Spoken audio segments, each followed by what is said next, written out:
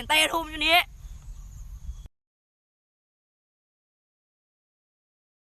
อยากจะกลืนกินสวยแต่รูปจูบไม่หอมวันเอาแต่บ้าผู้ชายฉันรักคุณที่พูดนี่ไม่เข้าหูเลยใช่ไหมในที่สุดพี่กับฉันก็อยู่ด้วยกัน2 คนพี่เสร็จฉันแน่แล้วที่ยืนหัวโดนี่ไม่ใช่คนหรือไงคุณโนอื่นครับผมจะพาคุณไปที่หนึ่งเขาต้องพาฉันไปทำไม่ดีไม่ร้ายแน่เลยแต่ thật ra anh đâu có muốn chia tay như vậy người yêu em ơi anh lại nhớ em này ผู้ชายจะเลิกคุยทั้งอำเภอเพื่อเธอคนเดียวเนี่ยรู้ไหมจะไม่ยอมเล่นกับใครจะยกให้เธอไป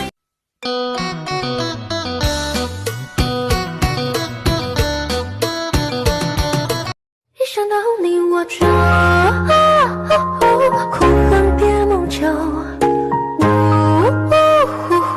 失去只会没眼流บ่แม่นขอทานูบ่ต้องการเศษใจเก็บเอาคืนไปคันให้มาพอกำกาบ่แม่นคนดีแต่ก็เลือกอยู่ดอกว่าอย่าสิมาทำsao hơน้องชื่อไอ้ไรนะน้องพี่บ่าวนี่แอบชอบน้องพี่บ่าวนี่หลงรักน้องก็เบอร์ได้ไหมน้องอยากบอกรักเธอทั้งใจแต่ไม่กล้าจะพูดออกไปจ้องตอบแชทเธอโคตรไวรอตั้งนานเธอกลับส่งไลน์อยากได้แฟนเก่าพาแม่เอาอีกคนนึงไหมจะดีอย่างงั้นดีอย่างเงี้ยอีกสักคนยิ่งดี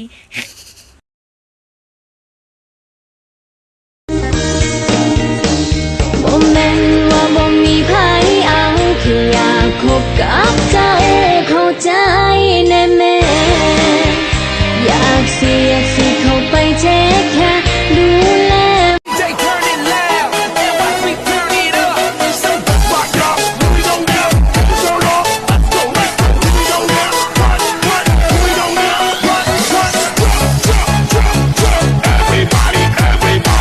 ของจริง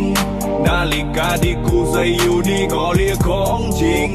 แหวนที่กูใส่อยู่นี่เขาก็เรียกว่าของจริงสร้อยที่กูใส่อยู่นี่เขาก็เรียกว่าเป็นสาวน้อยบ้านนาที่หน้าตาเกือบดีหุ่นหอยน้องนี่กระตุยพี่ดีงามไปใส่มาใส่ก็มีแต่เอาดิโอดิโกปลา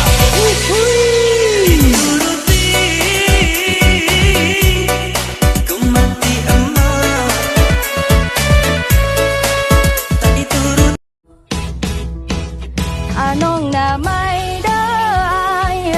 เงินสิมีใจให้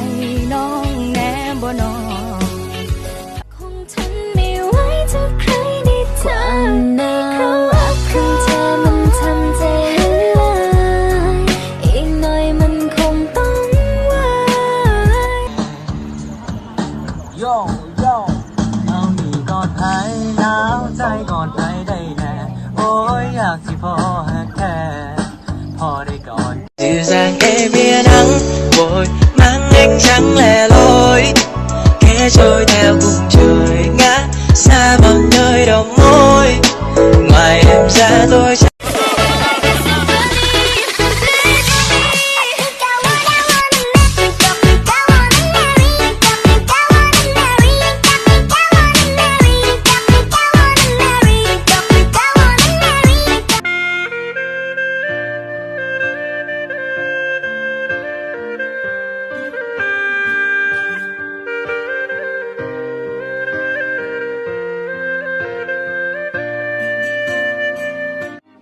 หนูเป็นคนวางแผนพี่คือแฟนในอนาคต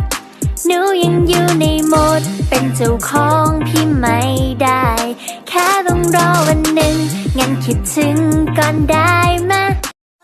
สิฮักเจ้าจนพักกะเดาสิเศร้าผมสิฮักจนน้ำอาจล้มเพิ่นบ่เฮ็ดมาขาย